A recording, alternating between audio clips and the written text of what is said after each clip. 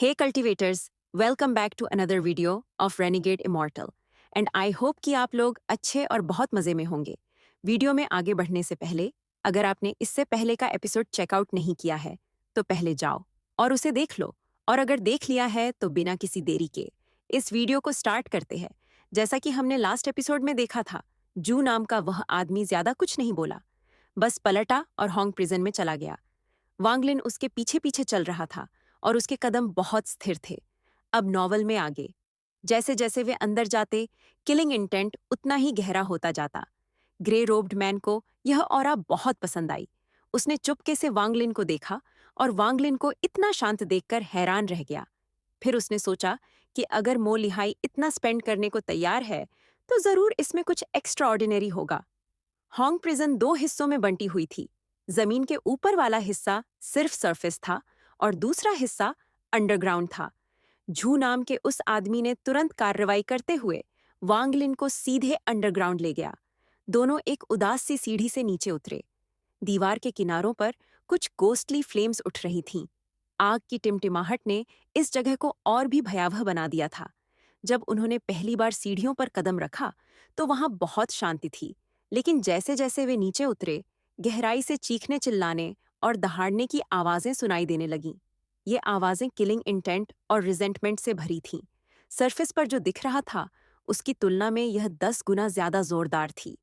जू नाम के उस व्यक्ति ने जानबूझकर अपनी गति धीमी कर दी और चुपके से वांगलिन को देखा। वह जानता था कि इस प्रिजन की ऑरा इतनी प्रबल थी कि वह ठोस रूप में संघनित हो सकती थी। यहाँ तक कि उसके जैसे कल्टीवेशन लेवल वाले डीमन जनरल्स भी असहज महसूस करेंगे जब तक कि वे उसके जैसे न हो, जो सैकड़ों वर्षों से यहाँ रह रहा हो। इतने लंबे समय तक यहाँ कल्टीवेशन करने से उसे इस ऑरा की आदत हो चुकी थी। जितना ज्यादा उसने देखा उतना ही ज्यादा हैरान हुआ।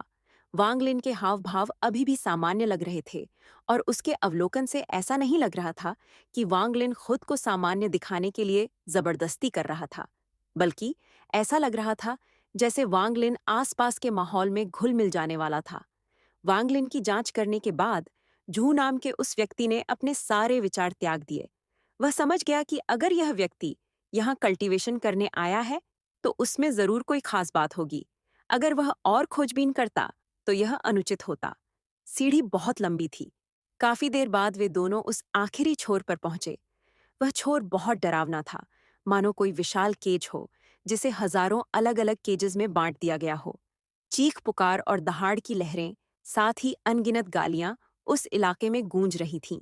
यह आवाज इतनी तेज थी कि अगर कोई आम इंसान होता तो उसके कान तुरंत ही इस शोर से बजने लगते। जू नाम का आदमी तो इन सब का आदी हो चुका था। उसने ऊंचे स्वर में कहा, सब लोग चुप हो जाओ। उसके ऐसा कहने के बाद प्रिजन से आने वाली सभी आवाजें बंद हो गईं और धीरे धीरे एक ऑप्रेसिव ऑरा निर्मित हो गया। इस केज के प्रवेश द्वार पर एक ब्लैक हाउस था। घर के बाहर खड़े होकर जू नाम के उस आदमी ने वांगलिन को एक बार फिर गौर से देखा। उसने एक मुस्कान बिखेरी, लेकिन इस मुस्कान ने उसके चेहरे को पहले से भी ज्यादा भयावह बना दिया। ब्रदर वांग, यही वो सेक्शन है जिसकी जिम्मेदारी मेरी है। मैंने इन सबको खुद चुना है और जनवरी तक इन सबको किल कर दिया जाएगा। इसलिए तुम अपनी इच्छानुसार कल्टीवेट कर सकते हो। अगर तुम इन सबको किल कर भी दोगे तो भी कोई फर्क नहीं पड़ेगा। वांगलिन की डिवाइन सेंस फैल गई और उसने तुरंत पाया कि वहां कई क्षेत्र थे जहां रिस्ट्रिक्शंस लगे हुए थे। वांगलिन ने हाथ जोड़कर कहा, बहुत बहुत धन्यवाद। जू नाम के उस आदमी ने जोर से हंसते हुए कहा, मुझे शुक्रिया अदा करने की कोई जरूरत नहीं है। अगर किसी को शुक्रिया अदा करना है तो मो लिहाई को शुक्रिया अदा करो। उसने मुझे 10 कोलैप्स फेस्ट इंटेंट के पहले 3 लेवल दिए थे ताकि मैं तुम्हें अंदर आने दूं। ब्लैक हाउस में जाने से पहले उसने वांगलिन को एक अर्थपूर्ण नजर से देखा। 10 कोलैप्स फर्स्ट इंटेंट के पहले 3 स्तर। मो लिहाई ने मुझे यहाँ प्रवेश दिलाने के लिए सचमुच बहुत पैसा दिया है। वांगलिन ने इस बड़े पिंजरे में जाने से पहले थोड़ा सोचा। यह जगह एक ग्रिड जैसी थी जिसमें केज की कतारें करीने से व्यवस्थित थीं। जैसे ही वांगलिन अंदर आया, पहले का दमन फूट पड़ा और चीख पुकार और दहाड़ फिर से शुरू हो गई। चीखें और दहाड़ें ध्वनि तरंगों की तरह फैल गईं। केजेस की कतारों के बीच से गुजरते हुए वांगलिन का एक्सप्रेशन न्यूट्रल था। अनगिनत काले हाथ सलाखों से बाहर निकले, मानो उसे पकड़ने की कोशिश कर रहे हों। उसी समय केज से हंसी के फव्वारे फूट पड़े। ये नया लड़का कहाँ से आया है? इधर आओ और मुझे छूने दो। 10 साल से ज्यादा हो गए हैं इतनी नाजुक त्वचा देखे हुए। तुम बिल्कुल वैसी ही दिखती हो जैसी मैंने पहले मारी थी। फॉरेनर? उस समय मुझे तुम फॉरेनर्स को मारना सबसे ज्यादा पसंद था। सलाखों के पीछे से खून जैसी लाल आंखें वांग लिन को घूर रही थीं। उन आंखों के पीछे कई इमोशंस और डिजायर्स छिपी थीं। वांग लिन ने इन लोगों को ठंडेपन से देखा। ये लोग सालों पहले इतने पागल नहीं रहे होंगे।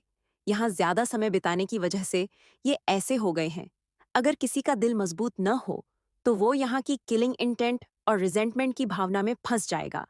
सभी कैदी चिल्ला नहीं रहे थे। अभी भी कुछ ऐसे थे जो चुपचाप अपने प्रिजन में बैठे थे। नए मेहमान, इधर आओ। वांगलिन के बगल वाली केज से एक ब्लैक मैन ने दोनों हाथ बढ़ाकर वांगलिन की ओर बढ़ाया। जब उसने देखा कि वांगलिन उसकी ओर मुड़ा है तो उसने सीधे वांगलिन पर थूक दिया। वांगलिन ने एक कदम पीछे हटकर इस बदबूदार थूक को टाल दिया। वह काला आदमी जोर से हंसा। उसकी आंखें घृणा से भरी थीं। वांगलिन का एक्सप्रेशन अभी भी न्यूट्रल था। फिर उसने उस व्यक्ति की ओर देखा और मुस्कुरा दिया। वह पहले तो आगे बढ़ने वाला था, लेकिन रुक गया। पूरी तरह से काले रंग के उस व्यक्ति ने वांगलिन की मुस्कान देखी और खुद को कांपने से नहीं रोक सका। न जाने क्यों, जब उसने वह मुस्कान देखी तो उसे अविश्वसनीय भय का एहसास हुआ और उसकी आंखों में घृणा एक पल के लिए थम गई। हालांकि यह तुरंत ही विशसनेस में बदल गई। वांगलिन ने अपना दाहिना हाथ उस स्थान पर बढ़ाया जहां वह व्यक्ति पहुंच सकता था और शांति से कहा, कम। वह व्यक्ति चौंक गया। वह अनजाने में कुछ कदम पीछे हट गया और उसके चेहरे पर उदासी छा गई। वांगलिन ने एक बार फिर कहा, कम। इस समय चीख पुकार और भी तेज हो गई। आसपास के कैदियों के चिल्लाने से ब्लैक मैन ने दांत भींच लिए और उसका हाथ पंजे की तरह केज की सलाखों के बीच से वांगलिन के दाहिने हाथ की ओर बढ़ गया। जैसे ही उस व्यक्ति का हाथ आगे बढ़ा, वांगलिन का दाहिना हाथ सोड में बदल गया और उस व्यक्ति की हथेली की ओर तान दिया। उसी समय स्लॉटर एनर्जी की एक डोर उस व्यक्ति में चुभ गई। कैदी का शरीर कांप उठा और वह कुछ कदम पीछे हट गया। उसका पूरा शरीर ऐंठ गया। उसके मुंह से काला खून बहने लगा और उसका चेहरा इस तरह इंटेंस हो गया जैसे उसे बहुत दर्द हो रहा हो। इस समय आसपास के कैदियों की चीखें और भी तेज हो गईं, लेकिन एक पल बाद ही उस व्यक्ति से एक करुण चीख निकली। यह चीख एक शार्प सोर्ड की तरह थी, जिसने चीखों को चीरते हुए सब कुछ पूरी तरह दबा दिया। इस क्षण आसपास के सभी लोगों ने चिल्लाना बंद कर दिया। वह करुण चीख रुकी नहीं, बल्कि लगातार जारी रही। यह चीख गहरे डर से भरी थी और वांगलिन उदासीनता से देख रहा था। केज के अंदर बंद आदमी का शरीर पहले से ही दुबला पतला था और धीरे धीरे और भी मुरझाता गया, जब तक कि वह मम्मी नहीं बन गया। इस मम्मी का मुंह खुला हुआ था और उसमें ग्रे गैस भरी हुई थी। ग्रे गैस वांगलिन के हाथ में वापस आ गई। अब वह पहले से थोड़ी गाढ़ी हो गई थी। अभी भी केवल एक ही धागा। वांगलिन ने भौहें चढ़ाईं। वांगलिन अभी भी देख रहा था। जैसे ही स्लॉटर एनर्जी इस व्यक्ति में प्रवेश करती है, वह तुरंत उसकी लाइफ फोर्स को अवशोषित करने लगती है।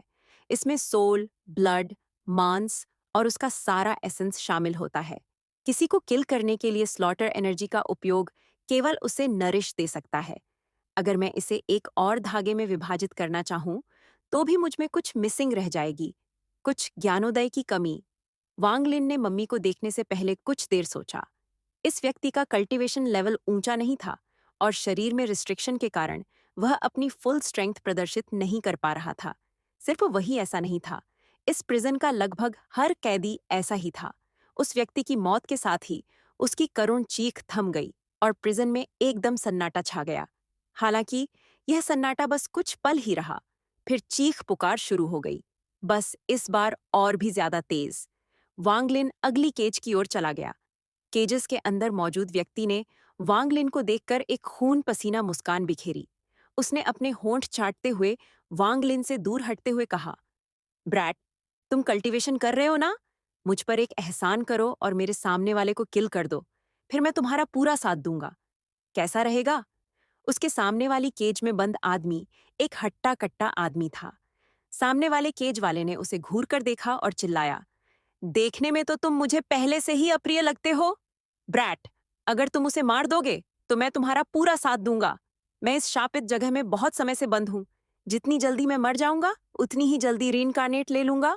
वांगलिन ने कुछ नहीं कहा और दोनों की तरफ इशारा किया। दोनों के माथे पर दो ब्लड रेड डॉट्स उभर आए और फैलने लगे। दोनों जमीन पर गिर पड़े, लेकिन उनकी आंखों में राहत की एक झलक थी। यहाँ आते ही वांगलिन को रिजेंटमेंट के साथ साथ डेथ ऑरा का भी एहसास साफ साफ हो गया।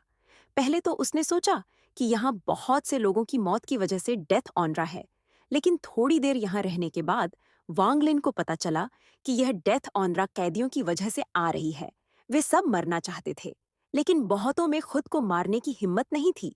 जिस क्षण वे दोनों नीचे गिरे, वांगलिन ने ध्यान से उनके शरीरों को देखा। उसने उन दोनों को मारने के लिए स्लॉटर एनर्जी का प्रयोग नहीं किया, इसलिए उनके शरीर अक्षुण्ण रहे, लेकिन उनके शरीर से एक अजीब ऑरा गायब हो गई। वांगलिन की आंखें चमक उठीं, क्योंकि उसे ऐसा महसूस हुआ कि उसने कुछ समझ लिया है, लेकिन ध्यान से सोचने के बाद भी वह कुछ उलझन में था। सेलेस्टियल स्लॉटर आर्ट, अपनी लाइफ फोर्स को एक सील में रिफाइनिंग करना। मैंने इस स्पेल का कई बार अभ्यास और मनन किया है। मुझे हमेशा ऐसा लगता है जैसे मुझे एनलाइटनमेंट प्राप्त हो गया है, लेकिन कभी-कभी सब कुछ धुंधला सा हो जाता है। वांगलिन का दाहिना हाथ आगे बढ़ा और उस हट्टे-कट्टे आदमी का शरीर उसकी गिरफ्त में आ गया।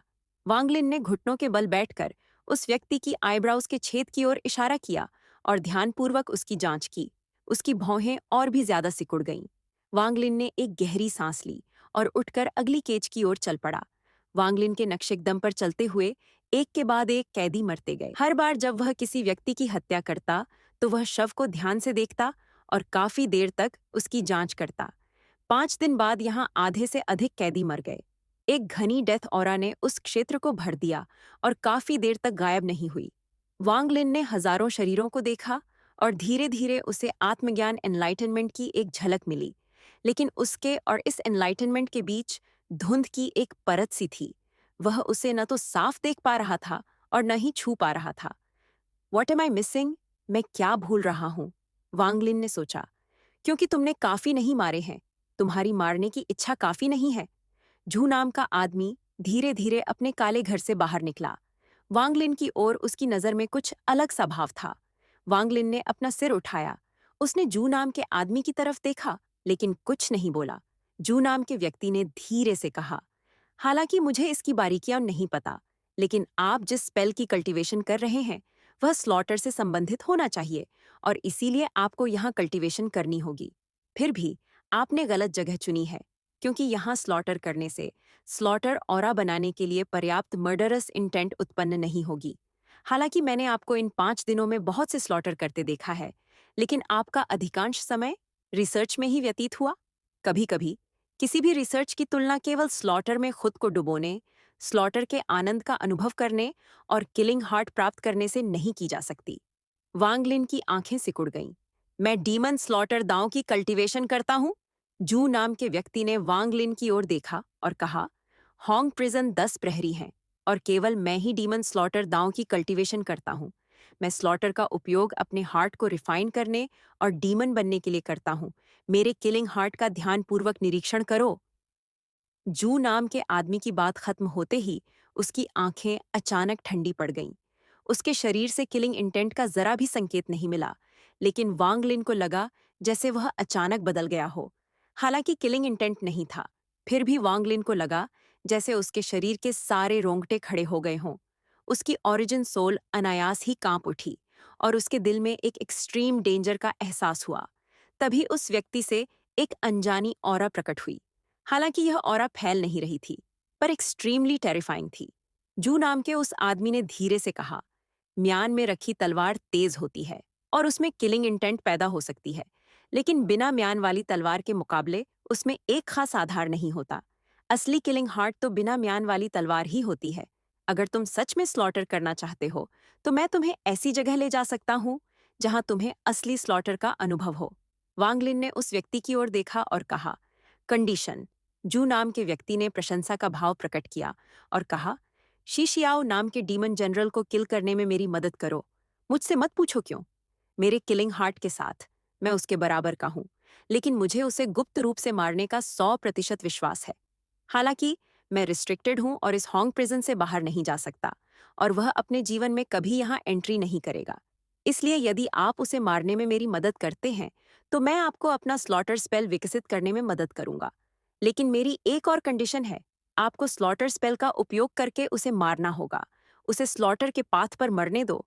जू नाम के व्यक्ति की आंखों में घृणा का भाव प्रकट हुआ। अगर मैं सचमुच अपनी स्लॉटर कल्टीवेशन पूरी कर पाऊं, तो मैं आपकी कंडीशन मान सकता हूं, वांग लिन ने काम वॉइस में कहा। उसने जानबूझकर पूरी बात नहीं कही। Follow me. जू नाम के आदमी ने एक भयानक मुस्कान दिखाई और मुड़ गया। हॉन्ग प्रिजन की केजेस तो बस दिखावा है। स्काई डीमन सिटी की 4 प्रिजन का असली काम डीमन एम्परर की सोर्ड के लिए किलिंग इंटेंट पैदा करना है। इसीलिए तुम्हें प्रिजन की निचली मंजिल पर जाना होगा। सिर्फ वहीं तुम उस किलिंग हार्ट का अर्थ सही मायने में समझ पाओगे। वांगलिन उस आदमी का पीछा करते हुए उस जगह से चला गया और फिर सीढ़ियों की एक और सीढ़ी नीचे उतर गया। सीढ़ियां मानो कभी खत्म ही न होती। वे कई कैदियों के पास से गुजरी, लेकिन वह आदमी रुका नहीं और सीधे उन सब के पास से गुजर गया। काफी देर बाद जैसे ही वांगलिन सीढ़ियों से नीचे उतरा, खून की एक मोटी गंध आई। यहाँ किलिंग इंटेंट ऊपर से 10 गुना, 100 गुना, 1000 गुना ज्यादा था। सीढ़ियों से पहले का रास्ता अब अंधकारमय नहीं था, बल्कि उसमें रक्त के रंग की रोशनी चमक रही थी। जू नाम के उस व्यक्ति ने धीरे से कहा, मैंने तुम्हें यहाँ लाकर नियम तोड़े हैं, इसलिए तुम्हें इसके बारे में किसी और को नहीं बताना चाहिए, मो लिहाई को भी नहीं। यह पैलेस डीमन एम्परर ने बनवाया था, और इसमें इतनी किलिंग इंटेंट जमा हो गई है कि यह किसी के भी हार्ट को छू सकती है। इससे लड़ो मत, बल्कि इसे अपने हार्ट से स्वीकार करो। किलिंग इंटेंट का अनुभव करो। वांगलिन ने कुछ देर सोचा। झू नाम के आदमी को देखने के बाद उसे नीचे से आती हुई एक पावरफुल किलिंग इंटेंट का एहसास हुआ। नीचे से आ रही किलिंग इंटेंट मॉन्स्ट्रस थी और उसे अपनी सेलेस्टियल स्लॉटर आर्ट में मदद करनी चाहिए। वह अभी पास भी नहीं पहुंचा था कि उसकी उंगलियों के बीच की स्लॉटर एनर्जी की लड़ियां और भी तेजी से हिलने लगीं। उनमें से हल्की सी कंपन आ रही थी। ये कंपन डर से नहीं, बल्कि मारने की तीव्र इच्छा से था। स्लॉटर एनर्जी में परिवर्तन महसूस करते हुए वांगलिन ने ब्लड कलर्ड लाइट में कदम रखा और सीढ़ियों से नीचे चला गया। वांगलिन ने कुछ देर सोचा।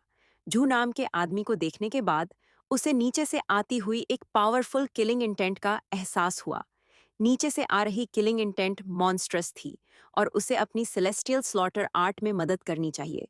वह अभी पास भी नहीं पहुंचा था कि उसकी उंगलियों के बीच की स्लॉटर एनर्जी की लड़ियां और भी तेजी से हिलने लगीं। उनमें से हल्की सी कंपन आ रही थी। यह कंपन डर से नहीं, बल्कि मारने की तीव्र इच्छा से था। स्लॉटर एनर्जी में परिवर्तन महसूस करते हुए वांगलिन ने ब्लड कलर्ड लाइट में कदम रखा और सीढ़ियों से नीचे चला गया। वांगलिन की चालाकी आम लोगों से कहीं ज्यादा थी। उसने जू नाम के आदमी की बातों पर सिर्फ 20% ही यकीन किया। उसके अंदर जाने का मुख्य कारण स्लॉटर एनर्जी से आने वाली कंपन थी। स्लॉटर एनर्जी को प्रभावित करने में सक्षम होने के लिए यह स्थान निश्चित रूप से मुझे सेलेस्टियल स्लॉटर आर्ट में महारत हासिल करने में मदद करेगा। वांगलिन पीछे नहीं मुड़ा और प्रिजन की गहराई में गायब हो गया। इस दुनिया में कुछ चीजें हमें चुनाव करने पर मजबूर करती हैं। कुछ चीजें खो जाएंगी, लेकिन यह कुछ ऐसा है जो मुझे करना ही होगा। वांगलिन सीढ़ियों से नीचे उतरा और एक धूप बत्ती के बाद उसके सामने ब्लड कलर्ड लाइट की रोशनी तेज हो गई। सीढ़ियों के नीचे लाल रंग की एक दुनिया थी। यह जगह बहुत बड़ी थी और जमीन पर ब्लड के निशानों की मोटी परत बहुत ही चौंकाने वाली थी। जब उसने इधर-उधर देखा, तो उसे इस जगह की सीमाएं नजर नहीं आईं। यह शायद एक स्वतंत्र जगह थी और स्काई डेमन सिटी के ठीक नीचे थी। इस दुनिया में जमीन पर ब्लड के कई पूल्स थे। हर पूल्स में कई लोग थे और वे अपनी आंखें बंद करके ब्लड के पूल्स के अंदर कल्टीवेशन कर रहे थे। उनके शरीर पर लगी भयानक चोटें अजीब ढंग से हिल रही थीं। जब वांगलिन ने इस जगह में प्रवेश किया, तो स्लॉटर एनर्जी की 5 लड़ियां बाहर निकल आईं। वे उसके चारों ओर चक्कर लगा रही थीं और मानो उत्तेजना के विस्फोट छोड़ रही थीं। वांगलिन ने एक गहरी सांस ली और खून की गंध उसके मुंह में घुस गई, जिससे उसके शरीर में किलिंग इंटेंट भर गई। वांगलिन की आंखें चमक उठीं और वह आगे बढ़ा और खून से लथपथ एक तालाब के पास पहुंचा। खून से लथपथ तालाब के अंदर कमल की मुद्रा में बैठने से पहले वह थोड़ा हिचकिचाया। जिस समय उसका आधा शरीर ब्लड पूल में उभरा powerful killing intent blood pool से उसके शरीर में प्रवेश कर गया और उसके पूरे शरीर में फैल गया। हर बार जब वह सांस लेता तो उसके शरीर के अंदर किलिंग इंटेंट तीव्र हो जाती। हर बार जब वह कल्टीवेशन करता तो ब्लड पूल से और अधिक किलिंग इंटेंट उसके शरीर में प्रवेश करती। धीरे धीरे वांग लिन की आंखें लाल हो गईं और स्पिरिचुअल एनर्जी की 5 किस्में ऐसी सीटी बजाने लगीं जैसी उन्होंने पहले कभी नहीं बजाई थी। उसके हार्ट में किलिंग इंटेंट स्ट्रॉन्गर होती जा रही थी। पहले तो उसने उसे रोकने के लिए सेलेस्टियल स्पिरिचुअल एनर्जी का प्रयोग किया, लेकिन थोड़ा विचार करने के बाद उसने ऐसा करना छोड़ दिया। अपने मन पर लगाम लगाने के बाद उसने किलिंग इंटेंट को अपने शरीर पर पूरी छूट दे दी। अज्ञात समय के बाद ब्लड पूल के अंदर मौजूद सभी लोगों ने अपनी आंखें खोलीं और उनकी आंखों से अकल्पनीय किलिंग इंटेंट फूट पड़ी। किलिंग इंटेंट से हुए विस्फोट ने तुरंत ही पूरे लाल रंग के स्कारलेट वर्ल्ड को घेर लिया। लोग खून के गड्ढों से हवा में उछल पड़े और जानलेवा दहाड़ और चीखों से पूरा इलाका भर गया। उन सभी लोगों की आंखें लाल थीं। किल, किल, किल! दहाड़ के बाद जो भी लोग उड़कर बाहर आए, उन्होंने तुरंत अपने आसपास के लोगों पर हमला करना शुरू कर दिया। उनके हमले जानलेवा थे। ब्लड पूल में बहुत सारे लोग थे। वांग लिन ने अपनी डिवाइन सेंस का प्रयोग किया और लगभग 1000 लोगों को खोज निकाला। इस समय बहुत अधिक स्लॉटर हुआ और यहाँ किलिंग इंटेंट मॉन्स्ट्रस था। वांग लिन की आंखें लाल हो गई थीं। इस समय उसने अपने दिमाग पर कब्जा कर लिया था। उसका पूरा शरीर अब उसके नियंत्रण में नहीं था और किलिंग इंटेंट से घिरा हुआ था। वह अचानक खून के तालाब से बाहर निकला और एक जोरदार दहाड़ लगाई। वह एक खूनी बवंडर की तरह एक दूसरे को मार रहे लोगों की ओर टूट पड़ा। स्लॉटर का रास्ता शुरू हो गया था। वांग लिन अपनी कॉन्शियसनेस खो चुका था और पूरी तरह से किलिंग में डूबा हुआ था। हर वार किल करने के लिए था। Finger of death, demonic finger और वेरियस ट्रेजर्स सबका लगातार इस्तेमाल हो रहा था। वह जहां भी जाता लोग उसके सामने मर जाते। वांग लिन की आंखें पूरी तरह लाल हो गई थीं। इस समय उसके दिमाग में बस एक ही बात थी, किसी को किल करना। यहाँ अगर वह दूसरों को नहीं मारता तो दूसरे उसे मार डालते। यह जगह स्लॉटलर का मैदान थी। वांग लिन का पूरा शरीर खून से सना हुआ था। वह बिना थके हर दुश्मन पर टूट पड़ता था। वह ऐसे स्पेल इस्तेमाल करने से भी नहीं हिचकिचाता था जिनसे दोनों पक्षों का विनाश हो जाता। जो भी मारे गए वे वास्तव में मरे नहीं थे। वे यहाँ की संरचना से प्रभावित हुए थे और ब्लड पूल में पुनर्जीवित हो गए थे। यहाँ के लोगों को अब इंसान नहीं माना जा सकता था। वे स्लॉटर एनर्जी प्रदान करने वाले औजारों की तरह थे। उनके वध से उत्पन्न स्लॉटर एनर्जी आकाश द्वारा अवशोषित कर ली जाएगी और बिना किसी निशान के गायब हो जाएगी। यह स्लॉटर बहुत देर तक चला और आखिरकार खत्म हो गया। इन सभी लोगों की मॉन्स्ट्रस किलिंग ऑरा थी और उनकी आंखें पूरी तरह से ब्लडी रेड हो गई थीं। इन लोगों में अब कोई विवेक नहीं बचा था। वांग लिन समेत लगभग 100 से ज्यादा लोग बचे थे। स्लॉटर चुपचाप खत्म हो गया। इन सभी लोगों के चारों ओर एक इंटेंस किलिंग ऑरा थी जो 3 फुट चौड़ी रक्त की धुंध के रूप में प्रकट हुई। वे एक दूसरे की तरफ देखे बिना ही तितर बितर हो गए और ब्लड पूल की तलाश में भटक गए। जो लोग अभी अभी जिंदा हुए थे वे सब तुरंत तितर बितर हो गए, जिससे उन लोगों को खून का एक तालाब मिल गया। वांग लिन की आंखें खून से लाल थीं जब वह अपना 3 फुट चौड़ा खून का धब्बा ब्लड पूल की ओर ले जा रहा था। कुंड के अंदर मौजूद 1 दर्जन से ज्यादा लोग उठकर जल्दी से बाहर निकल गए। उनकी लाल आंखों में प्रशंसा की एक झलक थी। वांग लिन ब्लड पूल में अकेला बैठ गया और आंखें बंद कर लीं। काफी देर बाद उसने फिर आंखें खोलीं। उसकी आंखों का लाल रंग धीरे धीरे गायब हो गया और उसकी जगह साफपन आ गया। मेरा मानना है कि जू नाम के व्यक्ति द्वारा उल्लिखित किलिंग हार्ट ही वध का हृदय है। केवल स्लॉटर का हार्ट होने पर ही मैं स्लॉटर एनर्जी को सक्सेसफुली रिफाइन कर सकता हूँ। अगर मेरे पास स्लॉटर का हार्ट नहीं है तो स्लॉटर एनर्जी को रिफाइन करना बहुत मुश्किल होगा। पहले की वे सक्सेसेस केवल संयोग ही मानी जा सकती हैं। वांगलिन ने एक गहरी सांस ली और एक बार फिर अपनी आंखें बंद करके खुद को रक्त में डुबो दिया और स्लॉटर के हार्ट को समझने लगा। बहुत दिनों बाद इस लाल रंग की स्कारलेट वर्ल्ड में फिर से कत्लेआम शुरू हो गया। सब हवा में उड़ गए और फिर से स्लॉटर शुरू हो गया। इस तरह का स्लॉटर रोजाना कई बार होता था। इस स्लॉटर में कई लोग मर जाते थे और कुछ लोगों के आसपास ब्लड मिस्ट और भी गहरा होता जाता था। समय का एक दिन तेजी से बीत गया और उस दिन कुल 4 स्लॉटर हुए। वांगलिन अंत तक जिंदा रहा, लेकिन उसके चारों ओर ब्लड मिस्ट सिर्फ कुछ दर्जन फीट चौड़ा था। दूसरों की तुलना में यह काफी था, लेकिन काले बालों वाला एक आदमी था जिसके ब्लड मिस्ट 100 फीट से भी ज्यादा चौड़ा था। वह राजा की तरह हवा में तैर रहा था। अंतिम स्लॉटर समाप्त होने के बाद किंग लाइक यंग मैन ने अचानक अपना सिर उठाया और दहाड़ मारी। उसके शरीर के चारों ओर ब्लड मिस्ट अचानक उमड़ने लगी।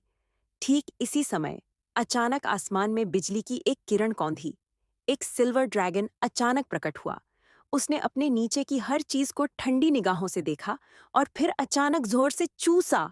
इससे सभी के शरीर के चारों ओर का ब्लड मिस्ट निकल गया और उसे सिल्वर ड्रैगन ने अपने अंदर खींच लिया।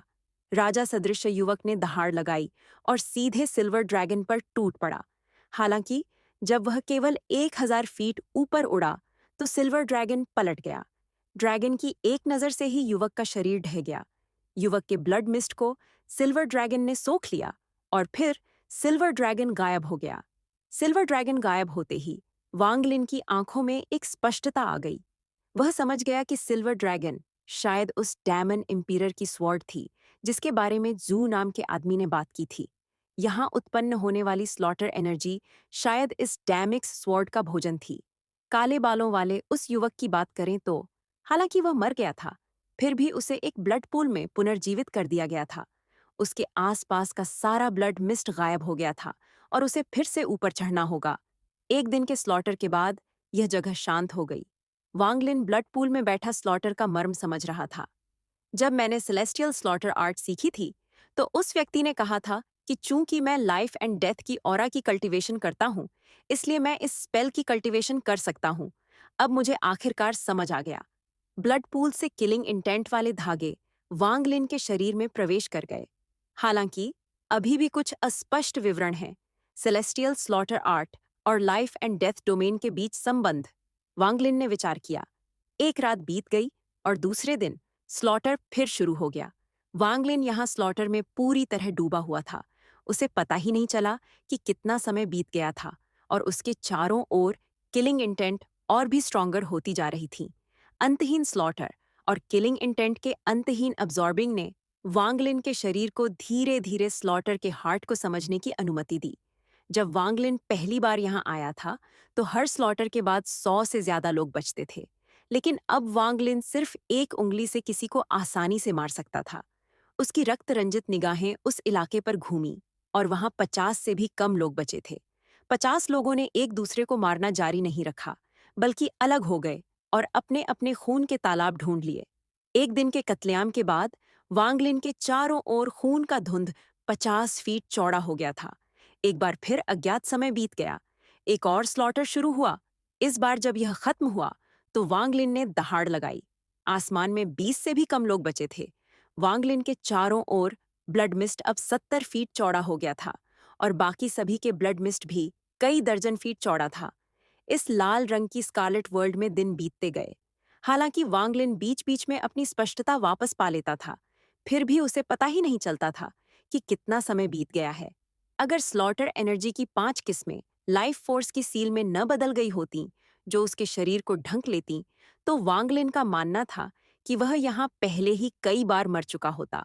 अपने पूरे शरीर के चारों ओर लाइफ फोर्स की सील के साथ वांगलिन एक शक्तिशाली बाघ की तरह था जो खुद को बाकी लोगों से अलग करने लगा था। इस दिन जब दिन का अंतिम वध समाप्त हुआ तो आकाश में केवल 2 लोग बचे थे। उन 2 लोगों में से एक था वांगलिन। उसके शरीर के चारों ओर खून का धुंध अब कई 100 फीट चौड़ा हो गया था। दूर से वह खून से लथपथ सूरज जैसा लग रहा था। उसके सामने वही काले बालों वाला युवक था। वह एक बार फिर ऊपर चढ़ गया था और उसके आसपास का ब्लड मिस्ट वांगलिन के खून से जरा भी कमजोर नहीं था, बल्कि उससे भी ज्यादा मजबूत था। तभी सिल्वर लाइट फिर प्रकट हुई। उसकी ठंडी निगाहें वांगलिन और उस युवक पर पड़ीं, इससे पहले कि वह चूस ले। काले बालों वाला युवक एक बार फिर दहाड़ता हुआ सिल्वर ड्रैगन की ओर बढ़ा। सिल्वर ड्रैगन ने अपने विशाल पंजों से उसे दबाते हुए एक दुर्लभ तिरस्कार का भाव प्रकट किया। इस पल ऐसा लगा जैसे आसमान टूट पड़ा हो। युवक के अंदर से धमाके की आवाजें आ रही थीं और उसका शरीर टुकड़े टुकड़े हो रहा था, लेकिन मरने से ठीक पहले खून की कुछ धुंध उसके शरीर में समा गई और फिर उसका शरीर टुकड़े टुकड़े हो गया। उसी समय काले बालों वाला वह युवक ब्लड पूल में पुनर्जीवित हो गया। उसके चारों ओर का सारा ब्लड मिस्ट गायब हो गया, क्योंकि वह चुपचाप रक्त कुंड में कल्टीवेशन कर रहा था और उसने आकाश की ओर देखा तक नहीं। इस समय सिल्वर ड्रैगन ने अपनी नजर वांग लिन पर रखी। वांग लिन ने बिना किसी हिचकिचाहट के ब्लड मिस्ट को सिल्वर ड्रैगन के लिए छोड़ दिया। सिल्वर ड्रैगन गायब हो गया और वांग लिन जमीन पर उतर गया। जैसे ही उसने देखा कि सिल्वर ड्रैगन कहाँ गायब हो गया, उसकी आंखों में फिर से चमक आ गई। वह धीरे धीरे एक ब्लड पूल के पास पहुंचा और खून के कुंड के अंदर मौजूद कई लोग जल्दी से उठकर चले गए। वांगलिन ब्लड पूल में अकेला बैठा था और उसकी आंखों में चमक बरकरार थी। धीरे धीरे उसके चेहरे पर मुस्कान आ गई। यह मुस्कान बढ़ती ही गई और आखिरकार वह खिलखिलाकर हंस पड़ा। उसकी हंसी इस लाल स्कारलेट वर्ल्ड में गूंज रही थी, लेकिन किसी ने उसकी तरफ ध्यान नहीं दिया, क्योंकि सबका ध्यान किलिंग इंटेंट अब्जॉर्बिंग पर था। सेलेस्टियल स्लॉटर आर्ट, एक लाइफ का स्लॉटर करके लाइफ सील बनाना। यह मृत्यु से जीवन का निर्माण है, जो रीइंकार्नेशन के अनुरूप है। एक ऐसा साइकिल जहां मृत्यु लाइफ सील बनाती है। यह स्पेल दरअसल रीइंकार्नेशन का लाइफ एंड डेथ ही था।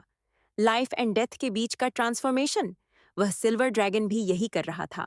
इस सारी मृत्यु को अब्जॉर्ब करके उसे जीवन शक्ति में बदल रहा था। यहाँ की फॉर्मेशन भी उसी सिद्धांत पर आधारित थी, इसलिए यह इस तरह बनी। वांगलिन की आंखें चमक उठीं। उसे आत्मज्ञान प्राप्त हो गया था। जिस क्षण उसे ज्ञान प्राप्त हुआ, स्लॉटर एनर्जी की 5 लड़ियां, जो उस समय उसके शरीर के चारों ओर लाइफ सील का काम कर रही थीं, तुरंत उसके सामने प्रकट हुईं।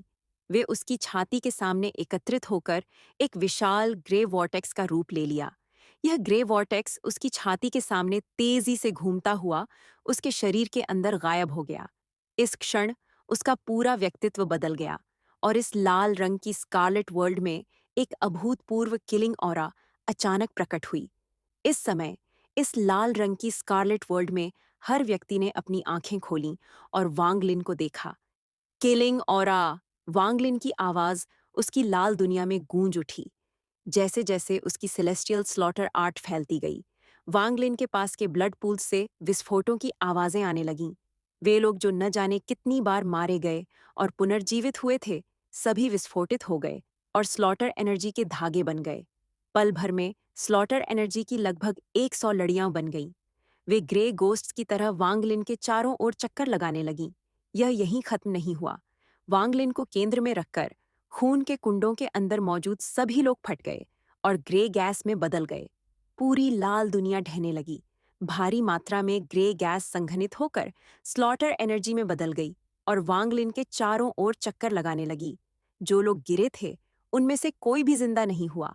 इस बार तो वे सचमुच मर गए।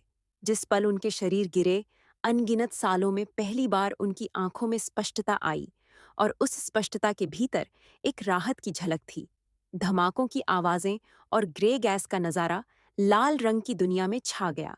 दूर खून के कुंड में काले बालों वाले युवक ने अचानक अपना सिर उठाया। उसकी आंखें पूरी तरह से लाल हो चुकी थीं और उसके शरीर पर खून की एक पतली परत छा गई। उसने दांत भींचते हुए एक गुर्राहट भरी और वह अकेला ऐसा व्यक्ति बन गया जो सेलेस्टियल स्लॉटर आर्ट के आगे नहीं गिरा। वांगलिन के शरीर के चारों ओर ग्रे गैस के 3792 रेशे घूम रहे थे। वह खून के कुंड के अंदर खड़ा हो गया और इस पल इस लाल दुनिया में सिर्फ वह और काले बालों वाला आदमी ही बचा था। अचानक आसमान में बिजली की एक किरण चमकी और सिल्वर ड्रैगन में बदल गई। अभी अभी गया सिल्वर ड्रैगन वापस आ गया था और उसकी बड़ी बड़ी आंखें वांगलिन को किलिंग इंटेंट से घूर रही थीं। इस सिल्वर ड्रैगन ने गुस्से से दहाड़ने से पहले वांगलिन को घूरा। फिर उसका शरीर हिलने लगा और उसका बड़ा पंजा वांगलिन पर उतर आया। जब पंजा आसमान से गिरा तो मानो आसमान ही गिर पड़ा हो और तुरंत ही एक पावरफुल ऑरा उस क्षेत्र में भर गई। वांगलिन ने अपना सिर उठाकर आकाश की ओर देखा। पिछले कई दिनों में उसने सिल्वर ड्रैगन की शक्ति का खूब अनुभव किया था। वांगलिन हिला तक नहीं, लेकिन स्लॉटर एनर्जी की 3792 रेशों ने एक पावरफुल किलिंग इंटेंट उत्पन्न किया। जैसे जैसे यह किलिंग इंटेंट फैलता गया, एक ऐसा ऑरा प्रकट हुआ जो आकाश और इस संसार को भेद सकता था। स्लॉटर एनर्जी के 3000 से अधिक टुकड़ों ने मॉन्स्ट्रस किलिंग इंटेंट उत्पन्न किया, इंटेंट जारी की, जो सिल्वर ड्रैगन के पंजे पर एक शार्प सोर्ड की तरह हमला किया। एक धमाके के साथ पूरी लाल स्कारलेट वर्ल्ड हिल गई। सिल्वर ड्रैगन का पंजा स्लॉटर एनर्जी की 3792 रेशों के बल से ढह गया। सिल्वर ड्रैगन ने भयंकर दहाड़ लगाई और उसकी ड्रैगन आंखों ने पहले कभी न देखी गई किलिंग इंटेंट प्रकट की। हालांकि अनगिनत सालों से जिंदा रहते हुए चींटी पहले भी घायल हो चुकी थी, लेकिन यह पहली बार था जब किसी चींटी ने उसे घायल किया था। हालांकि उस पंजे में उसकी पूरी ताकत नहीं थी, लेकिन वह ऐसी चीज नहीं थी जिसका कोई साधारण भोजन विरोध कर सके। यहाँ तक कि डीमन जनरल भी इस पंजे का विरोध नहीं कर सके। इस समय वह सचमुच बहुत क्रोधित था। डेमन एम्पर की तलवार होने के नाते उसकी गरिमा पूर्ण थी, इसलिए जब उसे केवल भोजन से चुनौती मिली तो उसने उस भोजन को सीधे नष्ट करने का निश्चय कर लिया। सिल्वर ड्रैगन का शरीर हिला और जैसे ही वह दहाड़ा, उसके मुंह में सोर्ड एनर्जी की एक किरण प्रकट हुई। जैसे ही सोर्ड एनर्जी प्रकट हुई, लाल रंग की दुनिया मानो ढहने ही वाली थी और बस तलवार की ऊर्जा की यह किरण ही बची थी। सोर्ड एनर्जी सीधे वांगलिन पर निकली। वांगलिन को जरा भी हिचकिचाहट नहीं हुई। उसका शरीर बिजली की तरह तेजी से हिल रहा था, लेकिन उसने सिल्वर ड्रैगन पर हमला नहीं किया। इसके बजाय वह मुड़ा और एंट्रेंस की ओर दौड़ा। स्लॉटर एनर्जी की 3792 किस्में उसके पास पहुंचीं और एक के बाद एक लाइफ सील में बदल गईं। पलक झपकते ही वांगलिन के फॉरहेड पर 3792 लाइफ फोर्स सील्स अंकित हो गईं और तुरंत उसके पूरे शरीर में फैल गईं। शरीर के चारों ओर 3000 से ज्यादा लाइफ सील्स के साथ। ऐसा लग रहा था जैसे वांगलिन को एक्स्ट्रा प्रोटेक्शन की 3000 से ज्यादा परतें मिल गई हों। इसी क्षण सिल्वर ड्रैगन से सोर्ड एनर्जी वांगलिन पर उतरी। वांगलिन के चारों ओर लगी लाइफ सील पागलों की तरह चमकने लगी और चटकने की आवाजों का सिलसिला शुरू हो गया। वांगलिन का शरीर बिल्कुल भी नहीं रुका और वह प्रवेश द्वार से गायब हो गया। जिस क्षण वह गायब हो गया, लाल रंग की स्कारलेट वर्ल्ड के अंदर काले बालों वाला आदमी संघर्ष करते हुए कहने लगा, मुझे बस एक बार बचा लो। उसकी आवाज बहुत धीमी थी। सिल्वर ड्रैगन चौंक गया, क्योंकि उसकी अचूक सोर्ड एनर्जी को वांगलिन ने जबरदस्ती रोक दिया था। उसके लिए यह घोर अपमान था। सिल्वर ड्रैगन का गुस्सा 7वें आसमान पर पहुंच गया। उसने काले बालों वाले आदमी की जरा भी परवाह नहीं की। उसका शरीर हिल गया और बिना किसी निशान के गायब हो गया। उसी समय इंपीरियल पैलेस में स्वॉर्ड पैविलियन पूरी तरह खाली था। वहां कोई सजावट नहीं थी, बस एक विशाल ब्लड फॉर्मेशन थी जिसके बीच में एक सर्पाकार सिल्वर सोर्ड लगी हुई थी। इस क्षण सर्पेंटाइन सोर्ड ने अचानक सोर्ड हिम्स की ध्वनियां छोड़ी। कुछ ही देर बाद तलवार सीधे आकाश में उड़ गई और सिल्वर लाइट की एक किरण के साथ छत को भेदती हुई निकल गई। उसमें एक सोर्ड एनर्जी थी जिसे स्काई डीमन सिटी में हर कोई महसूस कर सकता था, और उसने आकाश में एक चक्कर लगाकर सीधे हांक सिटी पर हमला कर दिया। तभी सभी commander in chiefs and demon generals ने इस सोर्ड एनर्जी को देखा। वे सब बाहर निकले और रात के आकाश की ओर देखने लगे। इंपीरियल पैलेस के अंदर सफेद वस्त्र पहने एक अधेड़ उम्र के आदमी ने रात के आसमान की ओर देखा। उसकी आंखें चमक उठीं और वह बुदबुदाया, आखिर किसने सम्राट की सॉर्ड को सेना से बाहर निकलने के लिए उकसाया? डीमन जनरल शिशियाओ भी अपने जागीर में था और उसने आकाश की ओर देखा। आकाश में सिल्वर जैसी रोशनी को देखते हुए सुन ताओ के चेहरे पर गंभीरता थी और वह बेहद हैरान था। सम्राट की स्वॉर्ड अपने आप उड़ गई। इसमें कुछ अजीब बात है। शीजियाओ ने गहरी सांस ली और उसकी आंखों से एक रहस्यमयी रोशनी निकली। यूनिवर्सिटी में एक काले बालों वाला आदमी अपने आंगन के अंदर से आसमान की ओर देख रहा था। उसने बस एक फॉर्मेशन दिखाई, अपना चेहरा नहीं दिखाया, क्योंकि वह आसमान में चांदी की चमक देख रहा था। वह फुसफुसाया, यह सम्राट की सोर्ड का प्रकोप है। तुम दोनों की नजर में सम्राट की सोर्ड कैसी है? उस व्यक्ति के पीछे दो लोग थे और दोनों अपनी पीठ पीछे बड़ी बड़ी सोर्ड्स लिए हुए थे। उनकी आंखों में एक रहस्यमयी रोशनी थी जब वे दूर जा रही सिल्वर लाइट को देख रहे थे। उनमें से एक ने थोड़ा सोचा और धीरे से कहा, यह मास्टर की सोर्ड से कमजोर नहीं है। क्या ऐसा है? काले बालों वाला आदमी घूमा। उसका चेहरा बहुत सुंदर था और उस सुंदर चेहरे पर दृढ़ संकल्प का भी संकेत था। वह नंबर 1 डीमन जनरल था, जो फायर डेमन कंट्री मोफी के बगल में तैनात था। हालांकि अगर कोई ध्यान से देखे तो यह व्यक्ति बिल्कुल हांग जेल में बंद काले बालों वाले युवक जैसा ही दिखता है। मो मैंशन के अंदर मो लिहाई का चेहरा हैरानी से भर गया जब उसने आसमान में सिल्वर लाइट देखी। वह साफ देख सकता था कि वह हांग जेल की ओर बढ़ रही थी, जिससे उसका दिल तेजी से धड़कने लगा और उसे एक बुरा पूर्वाभास हो गया। सम्राट डेमन एम्पर की तलवार, यह वांगलिन के लिए नहीं हो सकती। तब मो लिहाई ने अपना सिर हिलाया और खुद से कहा, वांगलिन अपनी कल्टीवेशन से एम्पर की सॉर्ड को कैसे हिला सकता है? मैं इस बारे में बहुत ज्यादा सोच रहा हूं। यद्यपि उसने ऐसा कहा, फिर भी उसके हार्ट में बुरा पूर्वाभास और अधिक प्रबल होता गया। रॉयल पैलेस के अंदर शाही पोशाक पहने एक व्यक्ति ने आकाश की ओर देखा और मुस्कुराया। क्या हो सकता है कि इसके साथ कोई अन्याय हुआ हो? मैंने इसे बहुत दिनों से इतना क्रोधित नहीं देखा। दिलचस्प है। शाही वस्त्र पहने व्यक्ति के पीछे एक मोहक महिला ने धीरे से कहा, सम्राट, आप किस बात से इतने खुश हैं? हॉन्ग प्रिजन की सीढ़ियों पर चढ़ते हुए वांगलिन का शरीर बिजली की तरह तेजी से हिल रहा था। वह बहुत तेजी से भाग रहा था और जैसे जैसे वह दौड़ रहा था, उसके शरीर का खून उबल रहा था। हालांकि उस सोर्ड एनर्जी का बल उसके शरीर के चारों ओर लगी लाइफ सील्स द्वारा विक्षेपित हो रहा था, फिर भी उसने उसके शरीर के खून को बेकाबू कर दिया। जब वह सीढ़ियों से नीचे उतरता था तो वह तेज नहीं था, लेकिन अब वह पलक झपकते ही आगे निकल जाता था। जल्द ही वह सीढ़ियों के ऊपर पहुंच गया। झू नाम का आदमी वहां खड़ा आसमान की ओर देख रहा था। उसके चेहरे पर अजीब सा भाव था और वह मन ही मन बुदबुदा रहा था, यह मामला थोड़ा बेकाबू हो गया है। वांगलिन पलक झपकते ही प्रकट हो गया। जैसे ही वह प्रकट हुआ, जू नाम का आदमी वांगलिन को देखने के लिए उछल पड़ा। एक गहरी सांस लेकर उसने फुसफुसाते हुए कहा, तुम यहां से नहीं जा सकते, मेरे पीछे आओ। यह कहकर वह एक तरफ छलांग लगाकर तेजी से दूसरे रास्ते पर उड़ गया।